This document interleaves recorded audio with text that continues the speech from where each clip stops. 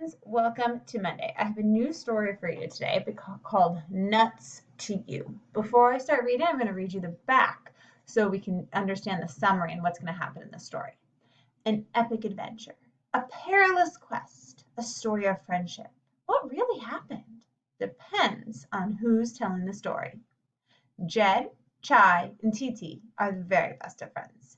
So when Jed gets snatched by a hawk and narrowly escapes being its dinner, Chai and Titi set out on an incredible journey and discover just how far they will go for a friend. Let's see what happens. Find the first page. Chapter 1, A Squirrel Who Cried Wolf.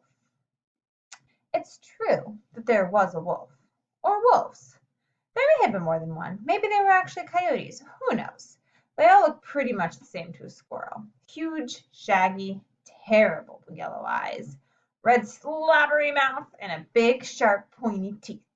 And it's true that if you are a squirrel on the ground and a wolf or a coyote strolls into your neighborhood, running up a tree is the best plan. No one's going to argue with that. The problem was a squirrel called Jip. He kept yelling wolf just to see everyone run.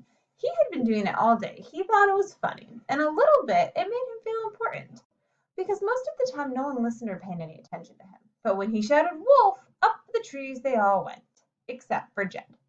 Jip looked at him annoyed. Wolf! He shouted again, but Jed stayed put. He was busy. He had nuts to berry. Winter was coming. The first frost was long gone, and the air felt cooler with each passing day. Leaves were falling into crisp yellow piles on the ground. Any day now there would be snow, just a little at first, then mountains of it. Wolf, wolf, wolf, Jed said irritably. Is that the only word he knows? Jed did look around to see if there was a wolf, because he was irritated, but you just never know. Sure enough, no wolf in sight. He shook his head and went back to work, muttering and nattering. Wolf! Shrieked Jip. Wolf, wolf, wolf, Jed muttered. There is no wolf. And then the foolish Jip saw something. Not a wolf, but something very real, something dangerous. In his fright, he blurted out the first word that popped into his head, the one he'd been saying all day. Wolf? Muttering and digging, Jed did not notice until the very last instant how the air above him had gone suddenly still and silent. Oh, he said in surprise, as a set of talons tightened around him and lifted him up, up, past every roll of branches, up above the treetops into the vast reaches of the sky. Cold air rushed over his face, forced his eyes to squeeze shut, every muscle in his body tensed up. He might have peed a little bit too. Who wouldn't? All four of his paws curled and clenched. His mind raced, a mighty wave of fear rolling in, filling him up. And somehow, even though the roaring of the fear and the rushing of the air, he could still hear a small voice inside him saying, This is it, then.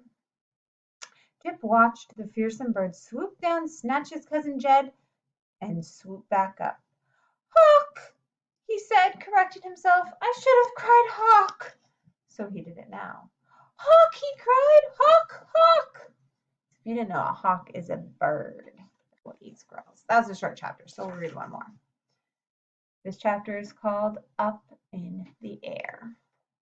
There was Jed dangling inside the hawk's clenched talons high above the earth, and yet when the little voice inside him told Jed to give up, to let go of his life, another little voice said, No, I don't think so. He opened his eyes. He had to tilt his face downward to do it. The world whizzing by was so far below. Jed was used to heights. Being a squirrel and a leaper, he didn't usually look down much. He had never looked down from this far above, and he felt queasy. Were those treetops or small bushes? He was tempted to give up. The situation was hopeless. Could it be any more hopeless? Actually, amazingly, yes. He realized that it could. He could have been pierced by talons or torn asunder.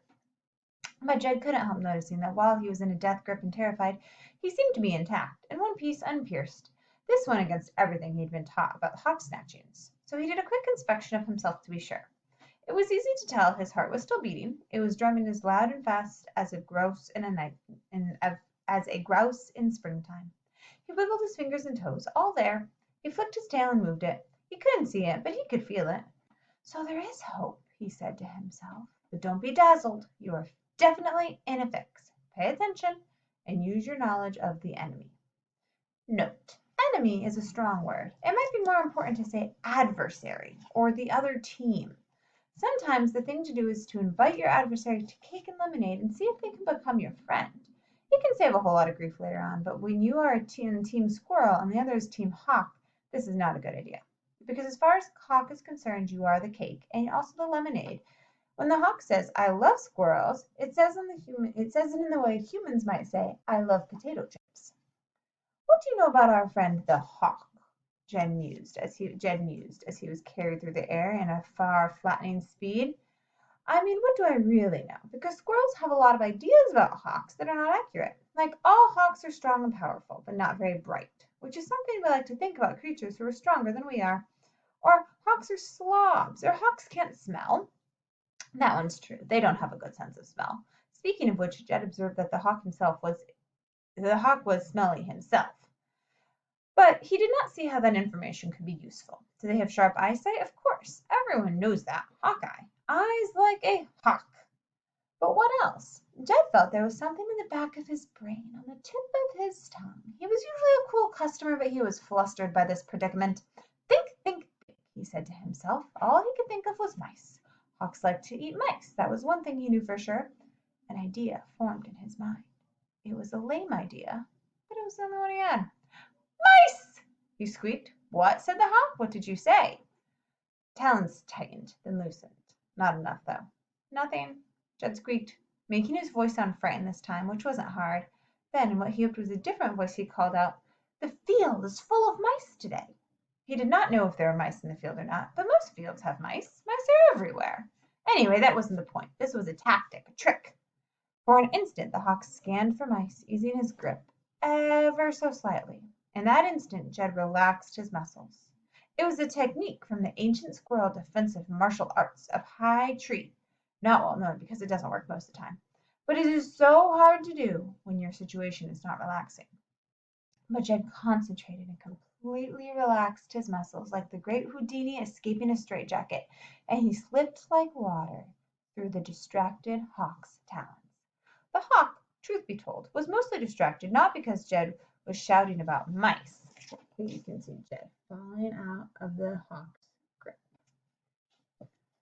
The hawk was distracted, not because Jed was shouting about mice, but by the fact that Jed was still alive. Food was supposed to be limp at this point. This food was not limp, and when it started speaking, it gave him the heebie-jeebies. He lost his focus, just for a moment. In any case, Jed slipped from the hawk's grasp and plummeted through the air to the earth, or almost to earth. At the last possible moment, a porcupine walked beneath him, followed by a curious dog. Jed bounced off the dog, who was headed for some serious trouble, and landed in a pile of autumn leaves. Do we feel sorry for the hawk who has lost his supper? Yes, a little. This is what's called a hard truth. But we feel sorry for whoever became his supper. That is the harder truth. As for Jed, he had landed in something soft, but not before bumping his noggin on the dog. He lay unconscious with the fragrant pile of drying leaves. P.S. We also feel sorry for the dog, because porcupine needles hurt like no other things. But that is a different story. We'll read chapter 3 tomorrow.